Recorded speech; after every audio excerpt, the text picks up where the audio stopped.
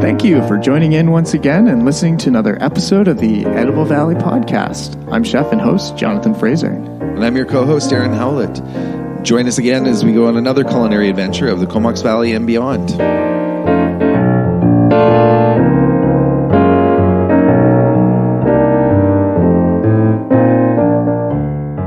You're listening to episode 175 with Tessa from Land & Sea Brewing.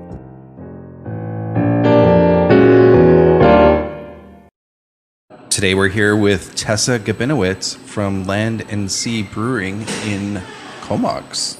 How you doing, John? I'm doing well. I'm really excited to be sitting here in the brewery.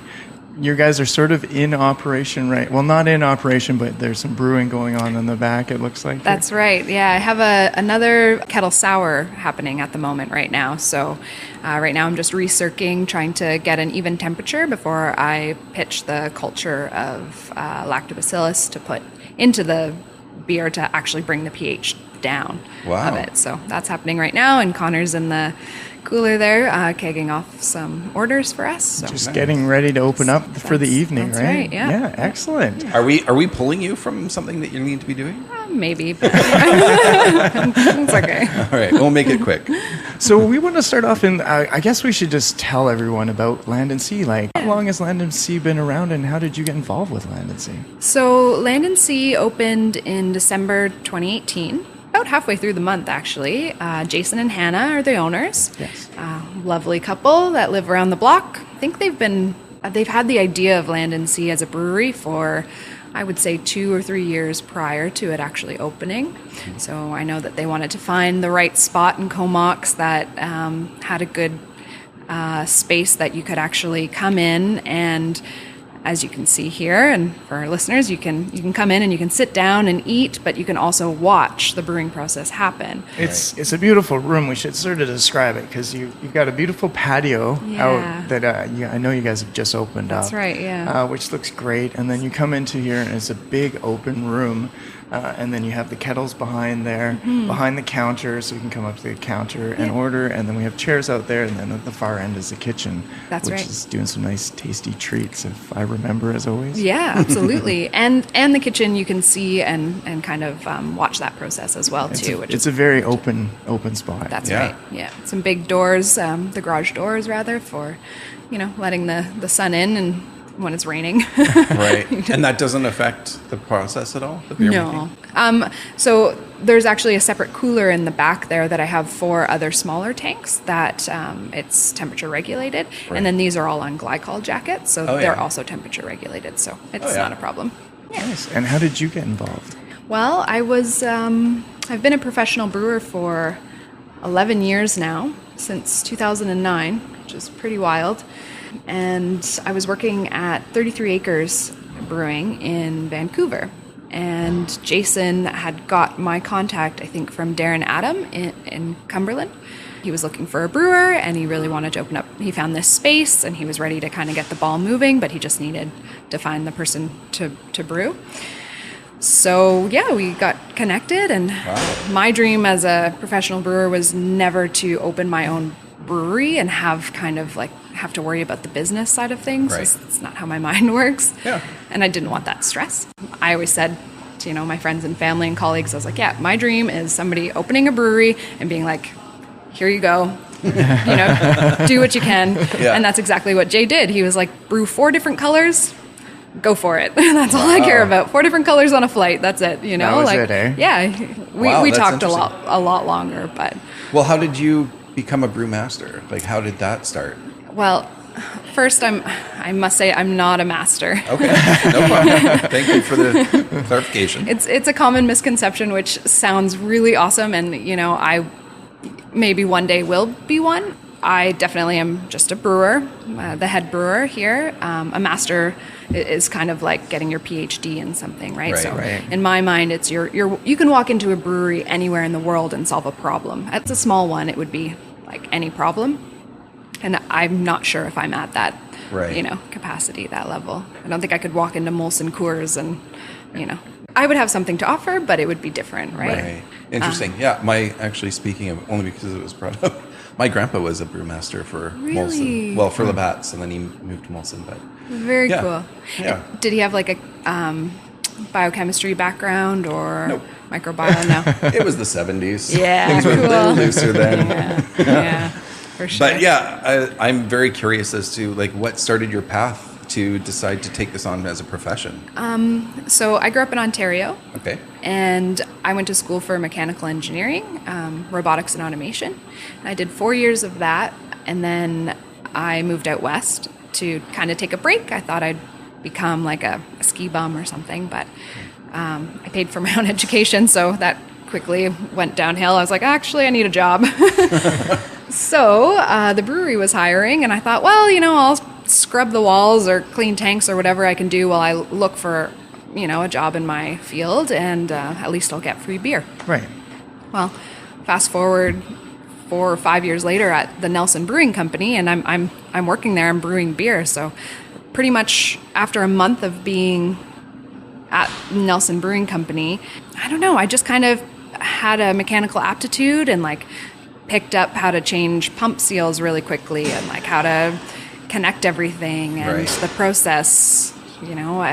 A little bit of like attention to detail and maybe a little bit of my OCD personality kind of just made the right mix together for me Yeah. to learn how to brew. So I learned on the job from the ground up. Within a month I was brewing there, and then I started taking more schooling after that. Amazing. So it was really just kind of like an organic kind of. Progression, and you just Yeah. one step led to the next step. That's right, yeah. That's how my cooking career went. I Really? think. Yeah.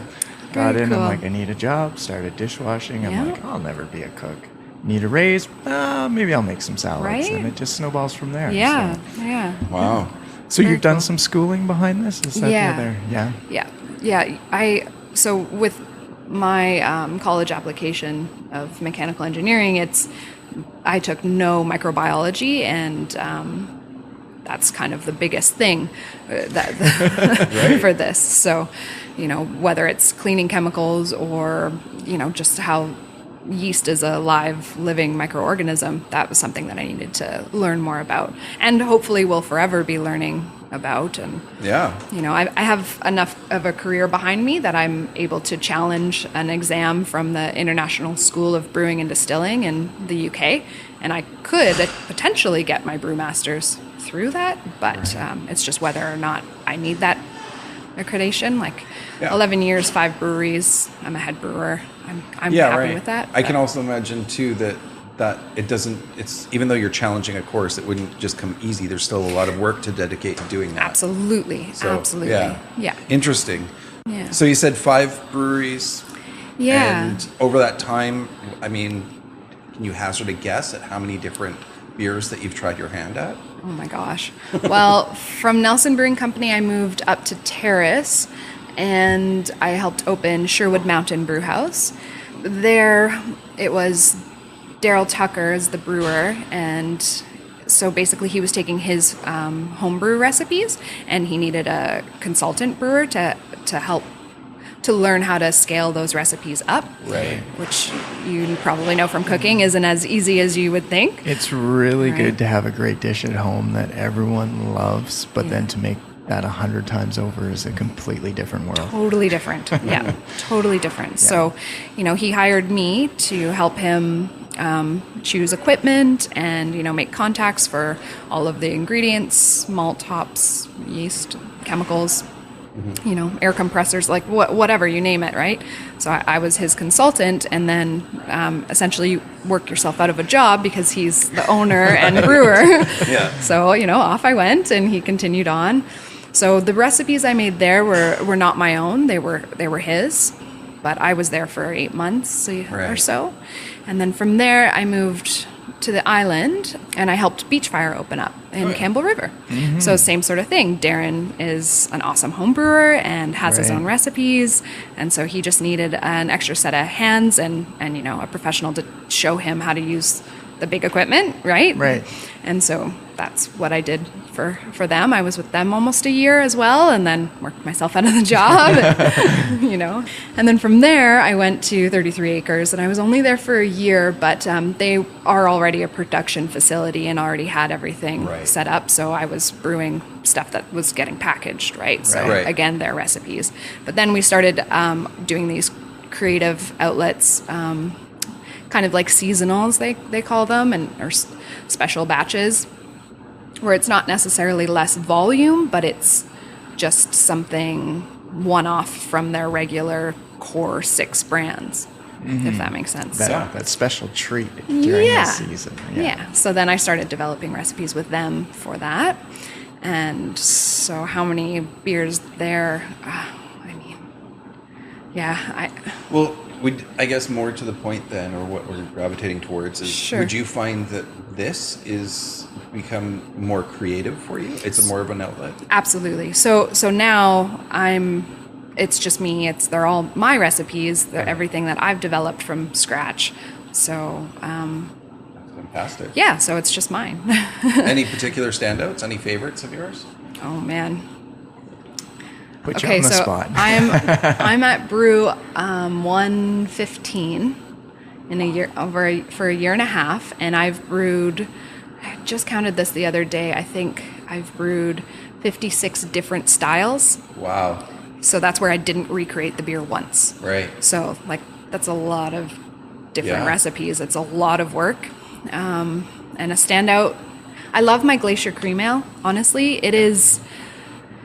To me, that is the beer that you talk over, not about. It is a clean, crisp, lager-like beer that does not allow any room for mistake. If I am 2 degrees temperature off in the brew house, I can taste it in that beer. Really? There's no alcohol to hide behind, not high ABV, right? It's only 5%. There's no strong hop profile or malt profile where you're going to you can kind of mask those things. Not to say that that's why you would have malts or hop presence in a beer, but it's a lot more forgiving in a hazy IPA, right? If the temperature is off, and that's the whole thing about craft brewing is. The craft part of it is you're problem solving on the go, and you're dealing with different water temperatures. It's not all automated like at Molson Coors, or where everything is set to a degree, dialed, comes in, exactly. And they make every or Budweiser tastes the same all around the world, basically. Yeah. Right. McDonald's tastes the same all around the world. There's something to say about that sort of engineering. That dialed in systems where they know exactly what's happening, whereas this has got your little tweaks and stuff. So that's incredible. Right. Can we double back to something that you mentioned before? Of course. You said, I think you were talking about lager, your Glacier lager. Can you give us the overview of the difference between a lager and an ale, just for... Absolutely. This has been bothering Darren forever. Yeah. So a lager is fermented from 13 degrees Celsius and below, and takes a longer amount of time. I believe the German translation of lager is time, something to do with time. You can fact check me on that one because I probably butchered it, but and then an ale is fermented at warmer temperatures, essentially. So anything 13 degrees Celsius and above, and can readily be more available. Fermentation will be complete, rather, within 5 to 10 days, whereas a lager would take 13 days to 6 weeks. Does that kind of answer your question? Yeah.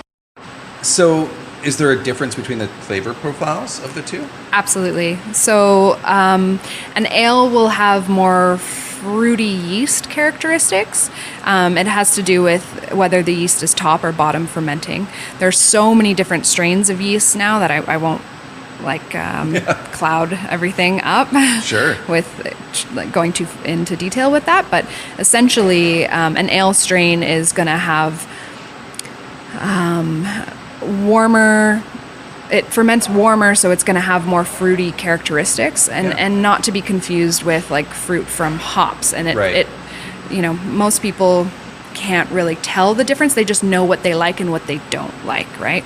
Whereas a lager is generally quite clean finishing. There's not really anything left in your mouth afterwards. So whether you're drinking a Pilsner or a Budweiser, right? Like it finishes clean and it finishes crisp, and there's not a lot of flavor left in your mouth. Whereas if you were to drink what's an ale that everybody would know, Alexander Keith's? Sure. Right. Okay, so there's hop profile in there, but there's also like that yeast profile is a lot higher. Or Fuller's, that's an ale. Interesting. Is that yeah, I think that covers it. Okay. I just like ales. Yeah. I like Pilsners too. So. Yeah. Sorry, I'm going into a brain thought of just all the good. different beers I enjoy drinking. So it's interesting because you can have dark lagers. Like I almost always have a dark lager on tap. So it's meant to give the malt profile of a dark beer, whether it's red, brown, like an amber color rather, or black, like looks like a stout, but it's going to finish as clean as any lager would. Right. So you're not going to have a ton of that roast character in your mouth afterwards like you would if you were drinking a stout. Yeah, I think that was like, I'm going to bring up Dark Matter. Yeah. Mahoney is like, Absolutely. that became one of my favorite beers Such like a good overnight because beer. I was just like, it was like, it had this beautiful dark flavor darkness, but it just finished clean. And Yep. you're like, I love that one too. after work, you're like, yep, perfect. So, Yep, I'm with you on that. yeah, but I love your beers. Like, I love how you guys. thank you. And I love the effort you put into them because, and we were talking about this, and you said this is probably the worst part of your job. But to me, it's very exciting because To clarify, we're looking at the menu here and how you've broken it into 2 different menu lists. One for the people that are just here because they want some food and they need to get that beer down quick. Yeah. And then the other one for people who are really interested in beer. And you've done notes and profiles, and you've talked a little bit about all your beers, which That's I think that's a lot of work to put into. I think that's probably harder than actually brewing beer because you're going through and you're like, what do I taste in that? How do I describe that? So And it matters what I had, what else I ate that day, what I taste. And also I made the recipe, so I know what I'm looking for and what I want the beer to have, but I don't know what you're necessarily going to pick up. right. So, for example, I had a Copper Mine ale when we first opened, and I put fenugreek in it. And fenugreek gives a maple characteristic, right? But I didn't put fenugreek on the menu because I didn't want people to be like, what? That sounds crazy. So I just said with maple flavor, like characteristic, right? And then people would taste it and they're like, wow, yeah, it is. It's like sweet and it's got that maple.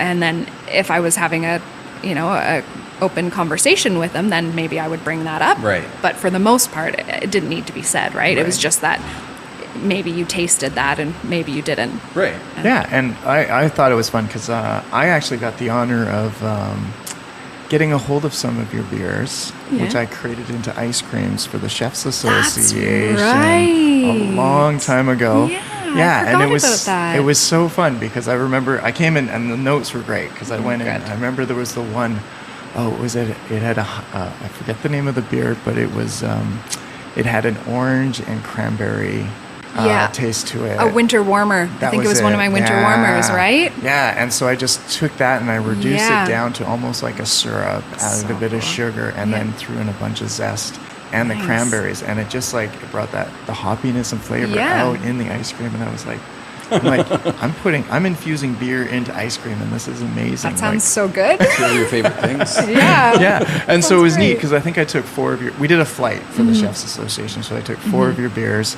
and it was fun because I had to do a little tasting and go through each one of them. But Sweet. it was so neat to have that. Oh, I'm glad. I actually didn't get to try that, so we'll have to do this again. I think. Yeah, for sure. And this generally sort of signals as we wind down a bit, but maybe not. What's next? What's the future for you or for Land and Sea?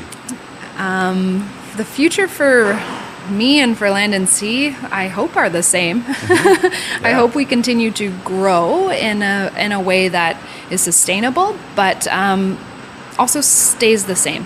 I know Jay and Hannah opened Land and Sea with the thought of bringing something to the community, something that wasn't here in Comox, and a nice addition to what the brewery's already that existed in the valley in general, right? So like we do something very different than the rest of them, and we're all friends, and it's wonderful, but it's definitely we all want to be different so that people have different places to go, right? Absolutely. So we want to be able to Land and Sea grow, but also stay the same. Yeah. Right? Yeah. So I don't want all of my beer on the shelves everywhere. Like, that's not what I signed up for. That's not... Right. I'm a brewer, and I walk in there into the liquor store, and it is overwhelming. Like, It is there is so much out there and so much competition. Like, no. The whole point is, like, come here, have the experience, see what's happening, talk to me, talk to them, right? Like, it's about that experience. So, and to answer the second part of the question, what's next for me, I just hope that I can continue to provide that, really. That's great. But this is pretty much what I want to do. So. I do have, before we go on to talking a little bit more about brewing beer and how to make beer and what the difference is on beers, how has COVID affected the business here? Because I hate asking this question, but it is a reality of business right now. Like, are you getting more takeout, or is it like... So we didn't shut down at all during COVID. We were just takeaway. So you could come in, and we have off sales here of cans, and you could have your growler filled. And I had a 5-step cleaning process that, we could sanitize everything and be safe. And it went down to just Jason and I working. Oh, wow. So everybody, like, we didn't do food, and it was just mitigating everything that we could. And since June, with the reopening, we have the patio, which is great, but it's still under construction. It's something that will, grow with us as we grow. But it's been kind of hard because this room can be it's a big room, and it can be completely full, but it's not. It's half capacity, right? So you want that energy of, like, a fun place, and, like, you're having a beer, but social distancing. But social distancing. So it's not what this room was designed for, that feeling. So it does feel different, but people are still really supportive. The community has been really, really great, and I'm very thankful for that. That's great. Yeah. That's good to hear. All right. So I guess now I want to get into some beer questions. Sure. Right? Why do we drink beer? Why do we drink beer? Nobody's ever asked me that. Yeah. I mean, I think we drink beer really to connect with one another. It's social lubrication. It's a catalyst for good conversation, connection, and really that's all people want, right? Is to relate to one another and to feel like, oh, you like this? Oh, well, I don't. Let's talk about it, or I do. Hey, cool, right? And you. Yeah. So you think that's why brew pubs have been very popular over the last little while and popping up everywhere? Well, I think, like microbreweries like this, the trend of them, no, I think people see that they're popular and they're like, oh yeah, I'm going to open a brewery. That sounds great. And then they do it and they're like, oh man, what was I thinking? It is so much work and you don't make any money. Like it's like opening a restaurant, exactly. or what I assume. No, it is. It is. Right? Yeah. So I think there's illusions of grandeur for it, for sure. But my job is not glamorous. I am cleaning. I'm essentially a janitor, like 98% of the time. So I'm gonna say something that I say on this far too often.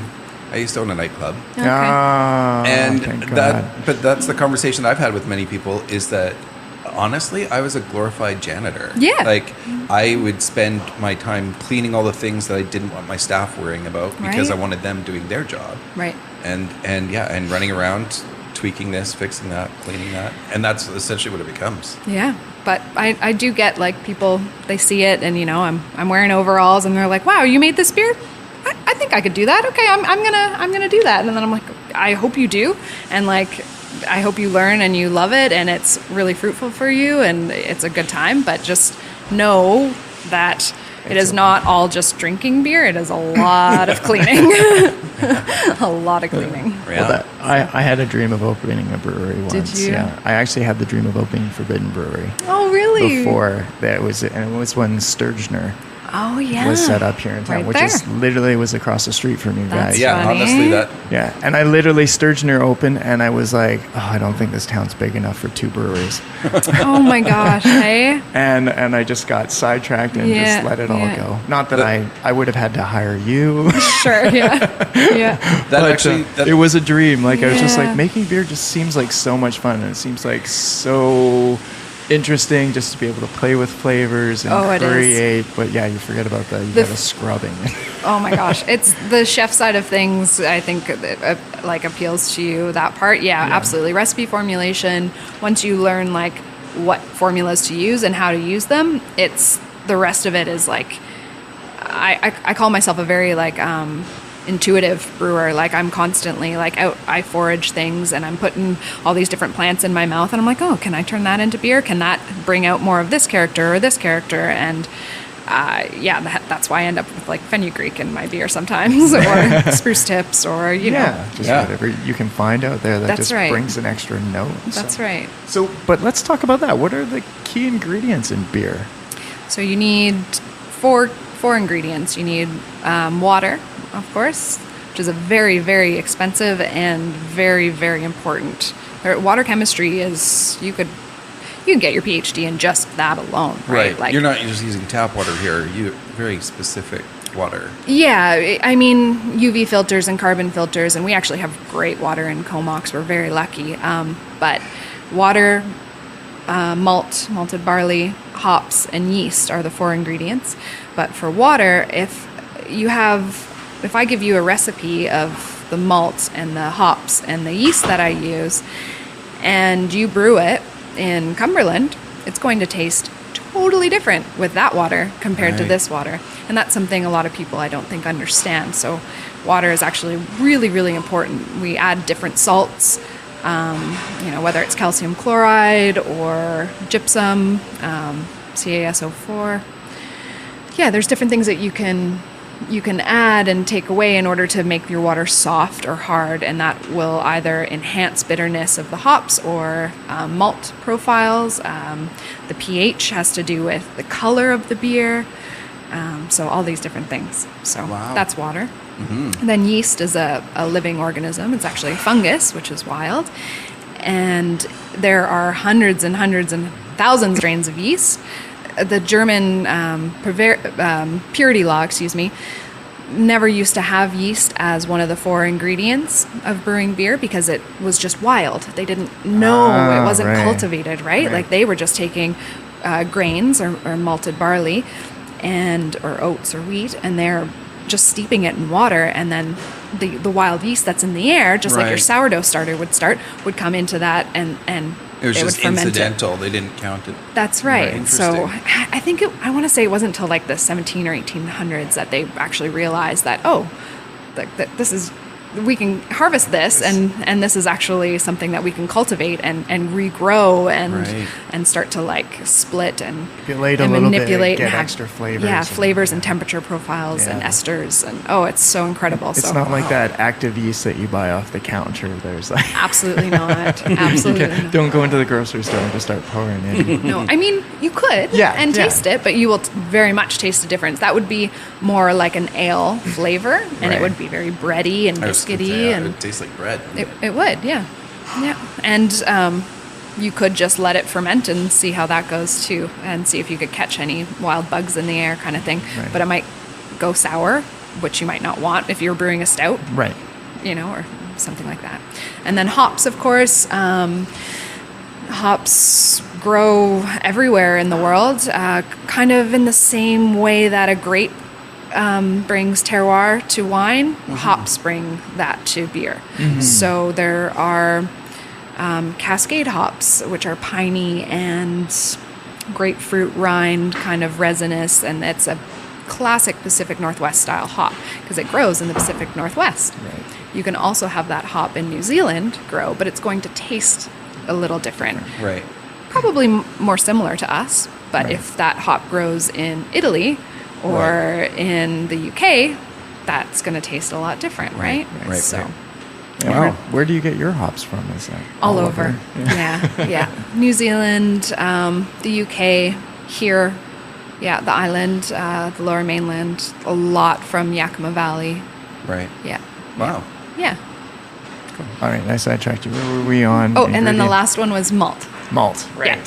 And then so malt is any cereal grain, say rye, barley, what did I say? Wheat, oats. You can take any of those raw grains, and you can. The process of malting is kind of similar to toasting something. So you're taking say 2-row barley, and you're bringing it up to germinate. And then you're stopping that germination process. You're stopping those enzymes. They're just about ready to like produce a plant, but you're going to stop that by heating it and drying it out. And that's a malting process. It's almost like putting bread into a toaster and it's toasting, except it would have to be sprouted bread with that analogy.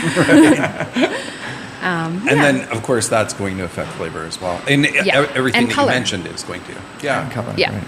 So malt is the biggest thing for the color, though. That is where, so if I'm going to use a really roasted malt, say a chocolate malt, you're going to get flavors of chocolate, but you're mostly going to get roast and astringency of, like, say, burnt toast, right? Compared to a Pilsner malt is very light and it gives a yellow color instead of the dark color, right? Interesting. That's perfect. That's great. And my last question actually comes to you is about alcohol content, because that's a big effector, I know, on beers and what's the difference between having a light alcohol content and a heavy alcohol content? Well, here at Land and Sea, I try to keep things on the lower end of the ABV range because I like to drink beer. So I pretty much just brew here what I like to drink, and I'm just happy if you guys like it too. That's great. So for me, I want something with a lower ABV because of our driving. I live in Union Bay, so driving from Comox to here, I want to be able to have a beer and safely get home, right? So 4.7%. Right. And that seems like it falls in line with what you stated as the intent here is creating community. It's not about getting drunk. Yeah. It's about being social, being communicative. Yep. And, you're here to have a meeting or maybe a birthday or, a first date or whatever, an anniversary, like whatever. You're here to, like, this place is like a catalyst for other things going on in your life. And if you can have great food and beer at the same time, like, why not? Right. Who doesn't like great food and beer? Exactly, yeah. So with ABV, I try to calculate that to be as true to the style as I'm brewing, but also sometimes on the lower end. So I often have a variety. If out of 7 or 8 beers I have on tap right now, I think 3 or 4 of them are under 5%, 5 or under, and then I have only 2 that are above 5.5. Oh, yeah. Right? So it kind of gives something for everyone. But the alcohol is definitely a flavor that you're going to notice. In a lighter ABV beers can be kind of negatively attributed as thin, right? So maybe, or watery. Again, I'll just go back to Budweiser, right? But it's actually 5%, so it does have a little bit, but you're not getting the character of the alcohol to kind of warm you, and you're not going to get those ethanol alcohols in the aroma, right? Right. Whereas with a higher ABV IPA, you're going to have that, but you're going to need to balance your malt profile and your hop profile to make it so that you're not only tasting alcohol. Right? So it's actually a lot trickier to brew something lower ABV and still have it full-bodied or medium-bodied, and to have it drinkable that you're not like, this just tastes like water and flavors, right?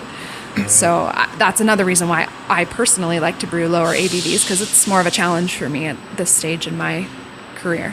Right. So you're not just taking the easy route out and just like cranking it up. No, I've actually chose to do everything the hard way, and I don't know why. Like having a rotating tap list is so much work. Yeah, it's funny, but Yeah, no, that's I'm in it. that's generally, we find that a lot. I do, at least, that people that are really into what they're doing keep looking for the challenge in it. Yeah. So Yeah. Yeah, it's so easy to take the easy road and just like do the same thing over and That's over right. again. And But then to that's- throw that extra challenge in there to change it up and learn, right? That's So, right. And I mean, that's why we're in these sort of creative trades, right? Or at least for why I am, Yeah. for sure. For sure. I mean, So, myself too. I yeah. know that one. Yeah. So is there a maximum level of alcohol in a beer, or is it? I would say barley wines kind of tap out around 12%, but I know, gross. Like, no thanks. I mean, I like scotch, I like bourbon, I like my spirits. Nah, I don't want to drink a 12% barley wine. I like to enjoy my beer and Yeah. have two instead of just the Yeah. one. And It's preference though. Connor, my apprentice, loves barley wine. Barley wine is life. He just thinks that is the Really? great. Yep. Oh. Wow. That's totally great. It's just what you like. There's no wrong thing. It's like saying, what's your favorite cookie? If you told me chocolate chip and you said oatmeal raisin, I'm not going to, No. they're so good. you nailed it. I am. Oatmeal raisin's actually my favorite cookie. Me too. I love it. That's awesome. That's cool. It's funny. Well, that was great. I Yeah. think I've learned a lot. Oh, I feel good. like I So could do I. sit down and chat with you for like another hour just about beers. And It's almost beer o'clock. I know. I will have to come back another time and we can just sit and Of course, chat yeah. about some beer. Yeah. Maybe That's I can fantastic. create some ice cream. Yeah, I would love that. That would be great. Yeah, well, thank you so much for being on the program. Thanks for having me. It was Yeah. really good chatting with you guys. Yeah, I guess the last thing we should do, because Yeah. not letting you off the hook quite yet, but we should get a little contact information for people sure. who want to come down here Okay. and check out Land and Sea. Perfect. So Land and Sea is located at 2040 Guthrie Road in Comox, in the Comox Valley. You can check us out at Land and Sea Brewing on Facebook or Land and Sea Beer. Yeah, I think it's Land and Sea Beer on Instagram Okay, right. as well. So Facebook, Instagram, we have those social medias, and Perfect. Phone number for here, if anyone. yeah, we have one. I know that. I think I have it written down here. Okay. 250-941-5577. Great. So, Perfect. Yeah, if you guys want to come down here, it's a great spot, and it's nice and sunny today. So Yeah, we get That's lots beautiful. of natural light in here too, Yeah, which is it's so nice for gorgeous. working. Like I'm used to working in cellars and like dungeons Yeah. basically, so this This is is incredibly bright. really nice. Yeah. Okay, well, thank you. And once again, thank you for supporting us, and more importantly, supporting the people that make up your food community. We're always looking for new stories to share and people to talk with. So don't forget to follow us at Facebook at the Edible Valley Podcast or Instagram at Edible Valley. Our website, ediblevalley.com. To tell us what you want to hear, or if you have any questions for us, email us at theediblevalley@gmail.com. And don't forget to follow us, because you never know where we'll be exploring next in the Edible Valley.